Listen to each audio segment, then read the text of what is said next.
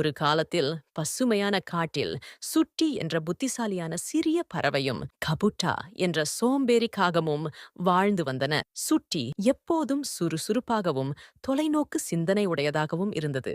ஆனால் கபுட்டாவோ எதிர்மாறாக இருந்தது. அது தூங்குவதையே மிகவும் விரும்பியது. மழைக்காலம் நெருங்கியது. சுட்டி உயரமான மரத்தின் கிளையில் தனக்கான வீட்டை அமைக்கத் தொடங்கியது. மழையிலும் புயலிலும் இருந்து பாதுகாத்துக் கொள்ளக்கூடிய வகையில் பலமான வீட்டை அமைத்தது. ஆனால் கபுட்டா பின்னர் வீட்டை கட்டலாம் என்று தூங்குவதிலேயே நேரத்தை செலவிட்டது. நாட்கள் கடந்தன.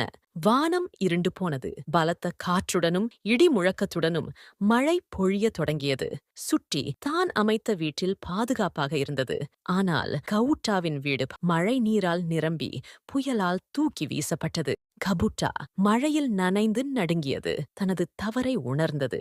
மழை நின்றதும் கபுட்டா தனக்கான வீட்டை